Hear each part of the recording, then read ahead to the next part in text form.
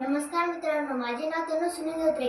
विधी विना मती गेली, मती विना नीती गेली, नीती विना गती गेली, गती विना वित्त गेले, वित्त विना शूद्र कसले, इतके नसते का विद्येने केले. अशा विचाराने समाजाला शिक्षणात प्रोत्साहन देणाऱ्या, शिक्षणाच्या प्रसाराने प्रसार करणाऱ्या ज्योतिबा फुले यांना माझे नम्र वंदन आहे. भारतीय सामाजिक क्रांतीने म्हणून ओळखले जाणारे महात्मा ज्योतिबा फुले यांचा जन्म 11 एप्रिल 1827 रोजी महाराष्ट्रातील सातारा जिल्ह्यातील एका माळी जातीच्या कुटुंबात झाला. ते एक महान समाज सुधारक होते. तसेच ते चांगले विचारवंत होते, समाजाला अनमोल विचार देणारे होते. तसेच ते कार्यकर्ते, लेखक, तज्ञ, संपादक आणि क्रांतिकारक होते. त्यांनी दुर्लक्षित जात, महिला आणि दिव्यांगांच्या उन्नतीसाठी काम केले. त्यांच्या पत्नी सावित्रीबाई फुले यांनी या कार्यात हातभार लावला. महात्मा फुले यांचे बालपण अनेक संकटात व कष्टात गेले. वयाच्या 12व्या वर्षी त्यांचा विवाह सावित्रीबाई फुले यांच्याशी झाला. 1791 मध्ये थॉमस पेनच्या राईट ऑफ मॅन या पुस्तकात त्यांच्यावर खूप प्रभाव पडला.